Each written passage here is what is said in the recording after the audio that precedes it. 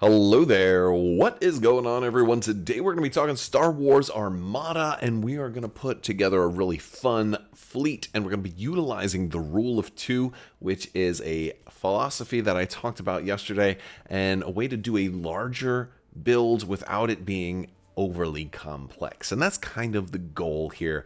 We're going to walk through some decisions, some of my choices, and hopefully it makes sense for you guys. I'm going to demonstrate a couple of the key concepts we talked about in the Rule of Two video as they apply to Star Wars Armada, and I'll be building an Imperial 600-point fleet. A big part of this is the fact that in December we're going to be doing a 600-point tournament here in Orlando, and it's really fun to do, the larger 600-point games. It's really fun to do sector fleet and to try to look at the game that we've been playing forever with just a slightly higher point limit, and opens up a lot of new doors.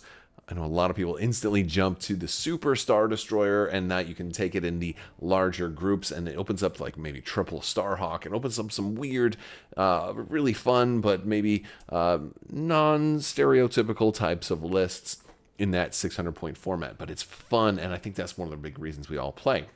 So if you are thinking about maybe a larger 600-point format, we're going to kind of run through this today. Also, today is the last day to enter to win that $50 Amazon gift card giveaway. You just have to be a subscriber and leave a comment on this or one of my videos. It's as simple as that. So let's go ahead and jump right in to the list building. And of course, you guys can subscribe, like the video, all that good stuff. We're going to use Ryan Kingston's Fleet Builder today, and we are going to start off with one of my favorite ships of all times, the Architons. Now, normally when I'm running a larger build, I like to run multiple Architons, and they're not an easy ship to fly for newcomers. So running two is a little bit less than I normally always like to run, but we're going to double that up. And we're going to run two of those. We're also going to run two of a ship I usually don't run that I can just fit into a build fairly easily, and that's going to be the Raider 2. Raider 2 is a fun ship because it can be given some really cool upgrades and allow it to do some really fun things. And again, in a 600-point fleet, it's going to be more targets. It's going to be a target-rich environment, and we can put things like Gunnery Team on here, and we can give it disposable capacitors, and then we can give it one of my favorite upgrades, Overload Pulse, and Overload Pulse is going to be a fun one. We're going to run two of these as well. The idea here is and these are two different concepts, right? The Architons is just a good solid ship that just kind of works in just about all situations. Quad battery turrets, it means it's going to get extra blue dice on anybody going faster than it, so I can run them kind of slow, and these can just be like not too competitive, because usually when I run like 5 Architons, it's kind of a very heavy competitive type of list. So 2 is kind of balancing that. I want to have a little bit of, I want to have some firepower. I want to have some good, reliable heavy hitters, but I don't want too much to ruin my opponent's day too much. I want everybody to have a good time, but I still want to be able to punch above my weight class a little bit. Now, in the case of the Raider 2, doubling up here, I really want this Overload Pulse to trigger. But the Raider is so fragile, I could easily lose one before it gets to activate or before it gets to deliver its payload. So this is using the concept of backups. I want to have a spare in case my first one dies and puts itself out there, overextends a little bit, or takes an unlucky extreme range shot or something like that. So that's the concept here. Now, I want these Raiders to be able to activate early. And I want them to be able to have a concentrate fire command so they can fire twice, use their blue dice at long range, and have Overload Pulse trigger and knock out, maybe a Star Destroyer or a Mon Calamari's defense tokens, and then the rest of my fleet then gets to activate and deal damage to it, and where it can't now has to make the tough choice of, do I lose these tokens for good, or do I just not spend anything and just suffer a whole bunch of damage? We are going to go with another core concept from the duplicates, and that is that we're going to do two different versions because we're going to use the Gladiator. And the Gladiator has, of course, we're going to be running Demolisher, and I can't run two Demolishers. So running two Gladiators is going to give me the opportunity to run Insidious. So what I'll do is I'll go ahead and give this Gladiator Ordnance Experts, and we'll give them Assault Proton Torpedoes. Not too much. I don't want to put all my points in here. And we're going to give this one Demolisher. If I duplicate that one, that means my other option is going to be Insidious. So now I'm using a third principle of the duplicates, or the rule of 2, and that's where we're running a different version. We're running a different version. These two are going to run very differently. A Demolisher is going to fly very differently than an Insidious. And so that's another cool option. And so, this is all part of the rule of 2. Now, another fun thing about the rule of 2 is we don't have to run 2 of everything. We can run less than 2. The rule of 2 really is about no more than 2. So I am going to run a single Simoon as my flagship. One of the cool things about a Simoon here is that the Simoon has that is going to give us Intensify Firepower. So now the whole fleet is going to be able to benefit from that fleet command of Intensify Firepower. And so, and since there's going to be a lot of ships on the board, I'm going to go ahead and give this guy General Ramadi. And Ramadi is going to give us extra dice if it's obstructed. If the shots are obstructed, there's going to be lots of obstructed shots, I am sure. We're going to give this one Spinal Armament. Because, hey, you know what? We already got 5 red dice in the front. Let's make it 6. Concentrate Fire might make it 7. Who knows? We are going to give this one Gunnery Team as well.